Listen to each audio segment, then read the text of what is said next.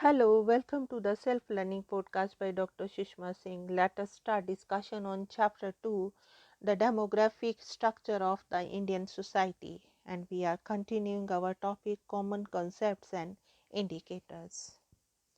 The infant mortality rate is the number of deaths of babies before the age of 1 year per thousand live births.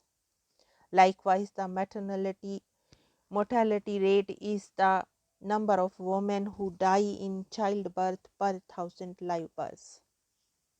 High rates of infant and maternal mortality are an unambiguous indicator of backwardness and poverty. Development is accompanied by sharp falls in these rates as medical facilities and level of education, awareness and prosperity increase.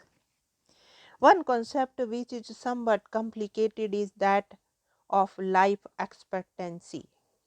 This refers to the estimated number of years that an average person is expected to survive.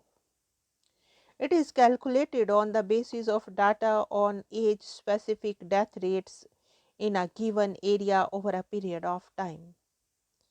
The sex ratio refers to the number of females per thousand males in a given area at a specific time period. Historically, all over the world, it has been found that there are slightly more females than males in most countries. This is despite the fact that the slightly more male babies are born than female ones. Nature seems to reproduce roughly 943 to 952 female babies for every 1,000 males.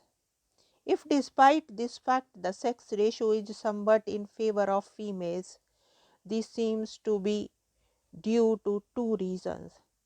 First, girl babies appear to have an advantage over boy babies in terms of resistance to disease in infancy.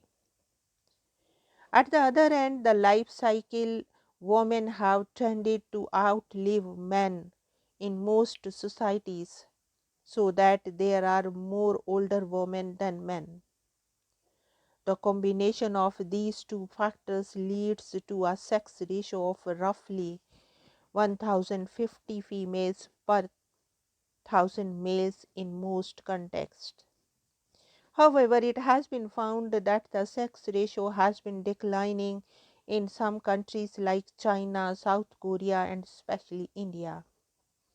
This phenomena has been linked to prevailing social norms that tend to value males much more than females, which leads to son preference and the relative neglect of girl babies. The age structure of the population refers to the proportion of persons in different age groups relative to the total population. The age structure changes in response to changes in levels of development and the average life expectancy. Initially, poor medical facilities, prevalence of disease, and other factors may make a relatively short lifespan. Moreover, high infant and maternal mortality rates also have an impact on the age structure. With development, quality of life improves, and with it, the life expectancy also improves. This changes the age structure. Relatively smaller proportions of population are found in the younger age groups and larger proportions in the older age groups. This is also referred to as the aging of the population. The next indicator is the dependency ratio. The dependency ratio is a measure comparing the proportion of a population which is composed of dependents, that is, elderly people who are too old to work, and children who are too young to work, with the portion that is in the working age group, generally defined as 15 to 64 years. The dependency ratio is equal to the population below 15 or above 64 divided by population in the 15 to 64 age groups. The ratio is usually expressed as a percentage. A rising dependency ratio is a cause for worry in countries that are facing an aging population, since it becomes difficult for a relatively smaller proportion of working age people to carry the burden of providing for a relatively larger proportion of dependents.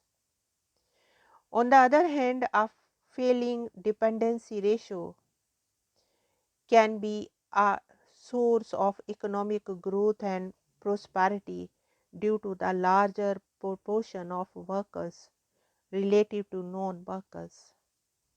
This is sometimes referred to as the demographic dividend or benefit flowing from the changing age structure. However, this benefit is temporary because the larger pool of working age people will eventually turn into non working old people. Now, the next topic is size and growth of India's population.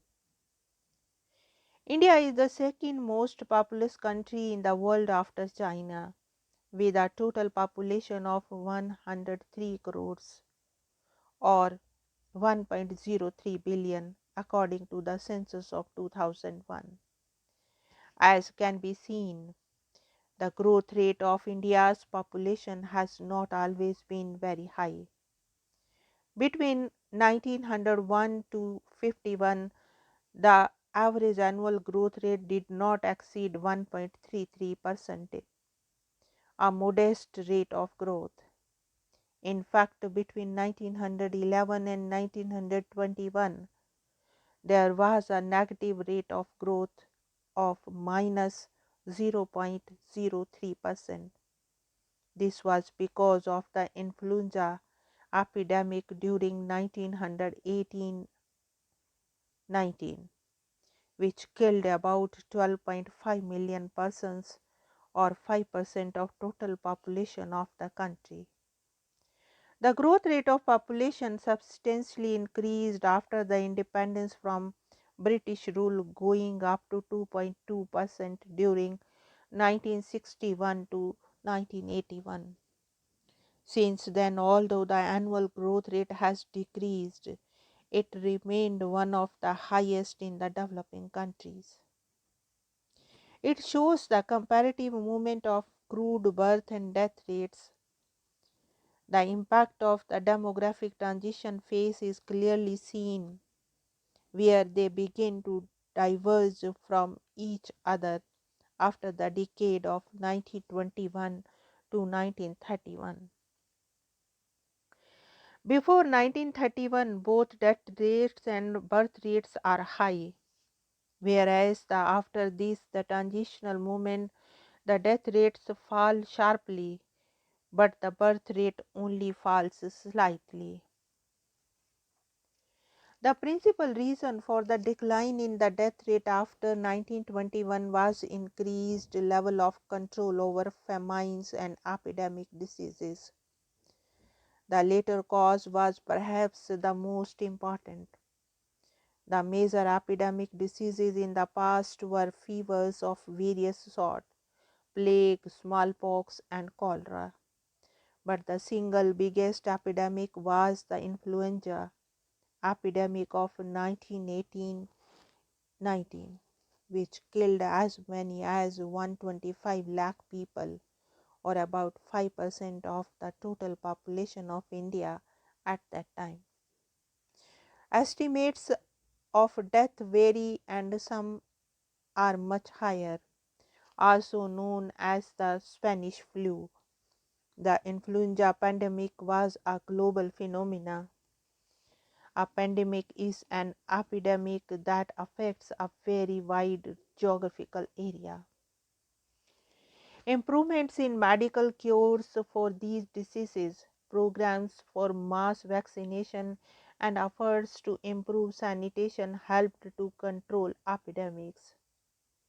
However, diseases like malaria, tuberculosis, diarrhea, and dysentery continue to kill people even today, although the numbers are nowhere as high as they used to be in the epidemics of the past.